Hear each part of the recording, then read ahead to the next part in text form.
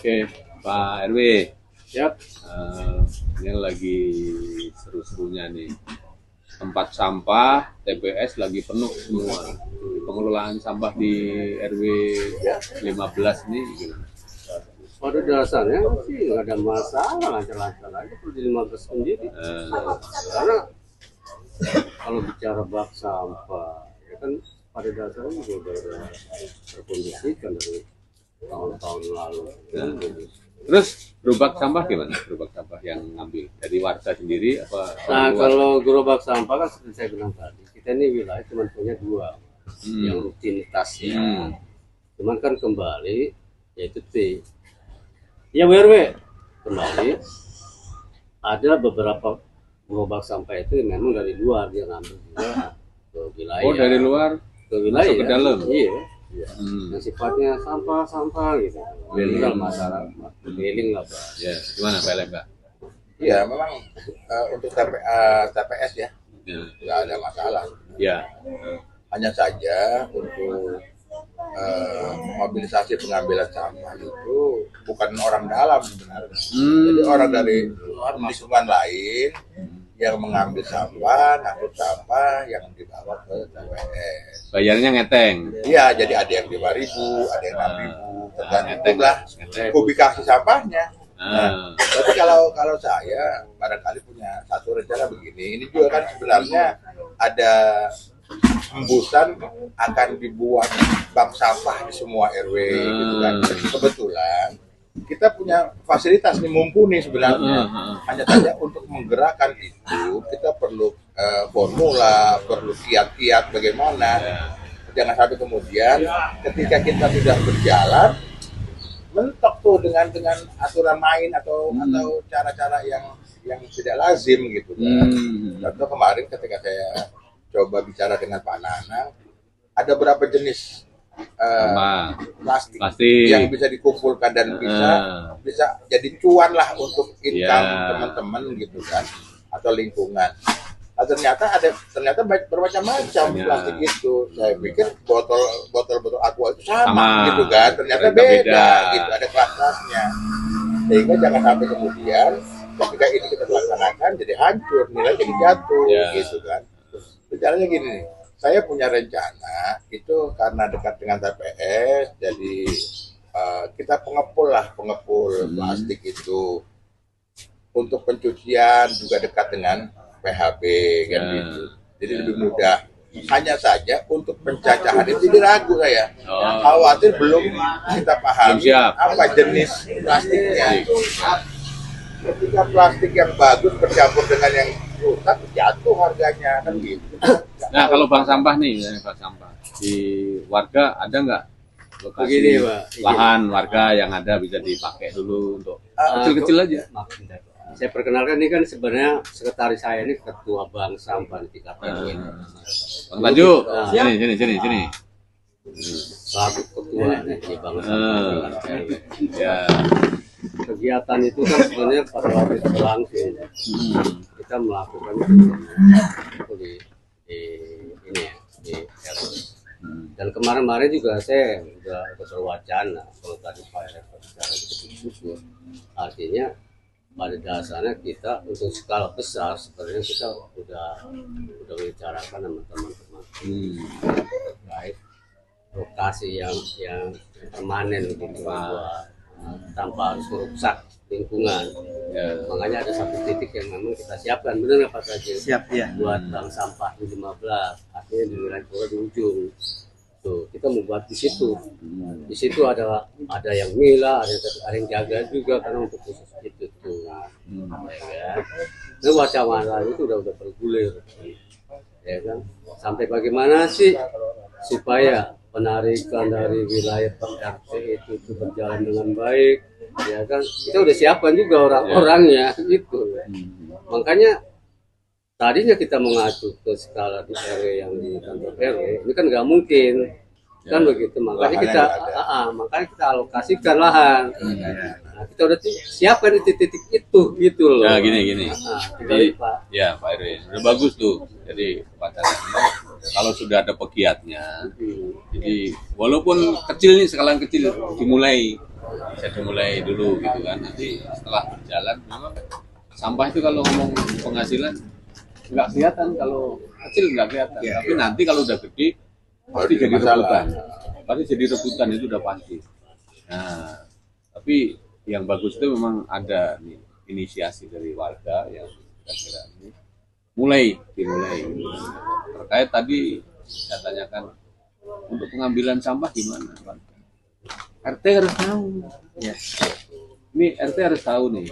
Ini sampah diambil apa enggak. Walaupun yang ngambil orang lain, RT-nya harus mengetahui nih, siapa yang ngambil. Takutnya begini, nanti ngambil sampah dia ngambil yang lain. Karena nama kejahatan ya. Kejahatan itu bukan karena niat. Iya. Tapi karena kesempatan. Nah, tadinya mau ngambil sampah, ada helm. Nah, diambil. Nanti nyalain lagi ke pengurus. Gimana keamanan? Karena orang luar kan nggak dijamin. Tapi kalau yang mengambil sampahnya orang dalam sendiri, bisa dilacak gitu kan. Karena memang sampah ini bukan tanggung jawab pemerintah, tanggung jawab masing-masing itu. Jadi jangan sampai masyarakat ini siap. Pak ini ketua Karang Taruna juga. Aduh. Pak Sekretaris RW. Jadi sampah itu yang menghasilkan adalah kita. Ya. Jadi bukan orang lain. Ya kita harus bertanggung jawab nih terhadap sampah yang kita hasilkan. Yang harus digarisbawahi kepada warga masyarakat. Nah ini kita harus mulai juga, sampah harus mulai dipilah dari rumah. Contohnya kita makan bungkusan nih dari luar. Nah, yang ada durinya, yang ada tulangnya. Biasanya selesai makan, tulang sama duri ini nggak kita makan. Udah kita bungkus aja, jadi satu sama bungkusnya langsung dibuang. Nah, sekarang udah mulai harus dirubah paradigmanya. Nasinya, kemudian durinya, udah pisahin. Nah, bungkusnya dibuang tersendiri. Nah, itu namanya dipilah sampah dari rumah itu. Kemudian nanti yang ada nilai-nilainya, karungin sendiri tuh. Tutup botol itu mahal. Iya benar. Tutup botol, kemudian kaleng minuman. Nanti kalau sudah berkecimpung akan tahu tuh harga-harga. Cuman kalau ini kayak orang nyari emas di Papua ya beda memang gitu kan. Jadi banyak yang kita contoh dari sebenarnya yang penting kekompakan. Gimana Pak? Izin Pak, terkait sampah, alhamdulillah kita bekerjasama dengan LH. Kebetulan kita sebulan 2 kali. Karena kita tidak mempunyai lahan ataupun tempat. Jadi pas saat pengambilan itu di minggu pertama itu kita selalu bahasanya dari warga langsung ke kantor RW untuk diangkut lagi langsung ke LH. Tapi dicatat itu. Itu ada catatan semuanya ada ya. Nah, terkait gerobak sampah alhamdulillah. Emang kebetulan di wilayah kita cuma ada 2 gerobak sampah. Nah, terkait dari sampah-sampah luar, gerobak sampah luar, itu sering laporan sama RT dan termasuk ke kewilayahan, ke RW lah bahasa kita. Itu kita sudah data semua. Alhamdulillah itu ada sekitar 5 gerobak yang kita data. Jadi alhamdulillah yang masuk ke sini itu kita data semua. Tidak kita lepas begitu aja. Harus ada datanya. Kalau perlu KTP-nya pegang itu. KTP alhamdulillah kita sudah fotokopiannya ada. Iya. Sampai hard copy dan soft copy kita udah punya semua. Kalau perlu rumahnya sebelah mana? Tengokin. Kalau rumah itu Pak bahasa dia pengontrak semua ya, banyak kan. apa di situ. Jadi nanti kalau misalkan dia pindah, dia pindah di sana. Kebetulan tong-tong gerobak itu yang kita data itu kebanyakan orang Lagoa. Izin. Itu aja. Sebenarnya kalau orang tahu ya, narik gerobak itu lumayan. Cuman sekarang itu orang itu kadang-kadang gengsi. Nah, padahal itu kalau dihitung lumayan. Orang bukan ngemis, bukan apa. Ya kalau itu kita pernah merasakan Pak anak muda pas zaman saya dulu kebetulan. Iya, kan? Jadi karena kan, kebetulan pihak kelurahan pun support kepada wilayah. Lagi pas RW-nya Om ya kalau salah, LMK ini. Dan ini masih saya selalu izin nih berdua nih. Gitu lagi pas saya jadi pemuda di wilayah. Kebetulan gerobak itu kita dapat dari kelurahan sendiri. Dari situlah kita bahasa inisiatif selaku anak muda untuk ngangkut gerobak sampah tersebut. Seperti itu Pak Lurah. Terus nanti ini wacana karena sampah itu harus dipilah. Gerobak itu harus dipilah. Sebelah sini yang organik, sebelah sini anorganik itu. Jadi nggak campur lagi. Kan komentar masyarakat itu ngapain dipilah, nanti di gerobaknya nggak dipilah juga. Nah, di gerobaknya itu juga harus ada pemilahnya di situ, tinggal nyekat aja tengah, depan atau belakang gitu. Ya satunya bisa jadi cuan, ini sebenarnya juga jadi cuan juga yang organik. Nanti kalau Pak RW ini udah punya tanaman, Pak LMK ini udah punya tanaman, pupuknya dari situ. Nggak perlu beli lagi. Kemarin itu saat saya masih gabung ya dengan itu sudah ada planting baik di sekolah maupun di lingkungan. Jadi ada mulai pembuatan magot segala macam itu kan udah diajarkan semua sebenarnya. Hanya saja wacana ini belum terrealisasi.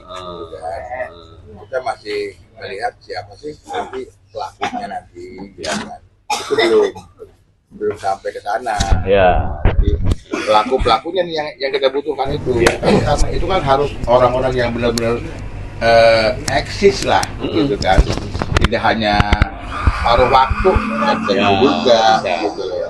Kemudian saya juga sudah bicara juga dengan USR bahwa kita butuh mesin pencacah. Tapi kan harus tahu dulu nih jenis plastiknya. Kalau pencacah memang agak panjang tuh ceritanya. Lokasinya harus punya juga. Alurnya juga panjang, alur kerjanya kan dari mulai bersih, cacah, cuci ulang, jemur kan gitu kan. Tapi minimal Pak LMK. Jadi kalau itu memang panjang lah kalau sampai pencacah itu kayak pabrik itu udah. Tapi kalau yang skala kita pemula ya tadi memilah tadi ya dipilah aja nih. Misalnya masih ada plastiknya sama yang sudah dibersihin plastiknya. Bedanya harganya udah beda. Ya itu yang saya bilang tadi. Kan? Makanya kalau yang sederhana udah pilah aja yang plastik ininya dibuang. Nah, itu yang sederhana. Kalau untuk sementara ya hanya penampungan botol-botol gitu kan, kaleng-kaleng minuman mineral itu itu memang Pak RT 4 itu sudah ada gitu kan. Hanya saja kita punya wacana bukan hanya skup RT tapi RW gitu, bicara bank sampah RW gitu kan. Makanya mungkin terlalu panjang kali kayak pola pikir saya kan, harus pencacahan gitu kan. Bapak pengennya cepet-cepet dapat emas gitu. Bukan kan kita lihat juga kan banyak teman-teman adik-adik kita nih gitu kan yang aktivitasnya belum jelas. Saya arahkan ke sana, rencananya saya buka peluang itu di sana. Jadi kalau kita melihat ke RW sebelah itu, tiap nimbang itu bisa dapat 1,5 juta. Itu biasa aja yang ngumpulin biasa.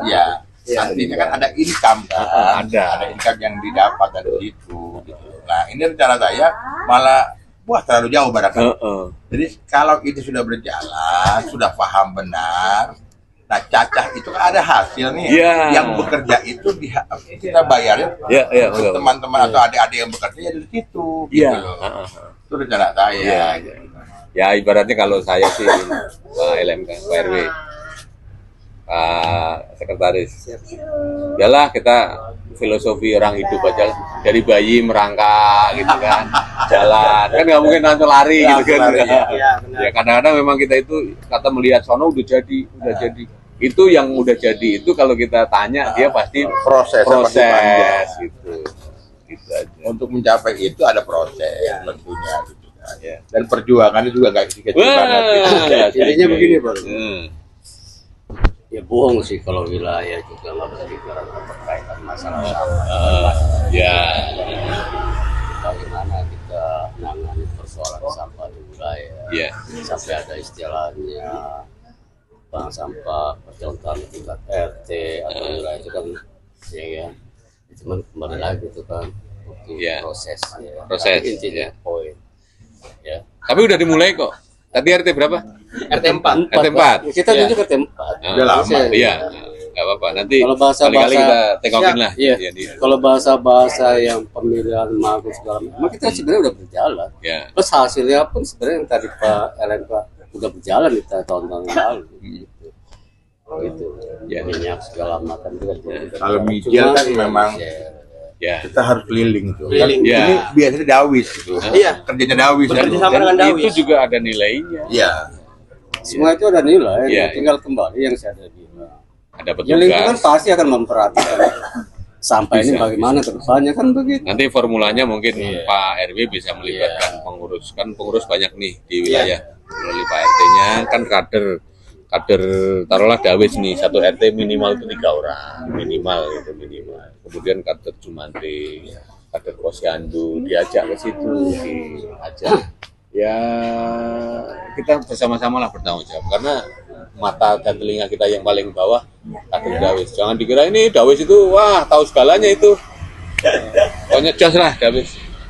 Mudah-mudahan bermanfaat ya Pak RW ya, Pak LMK ya, Pak Sekretaris. Jadi semua program yang dari atas ini bisa kita laksanakan di bawah dan masyarakat nantinya.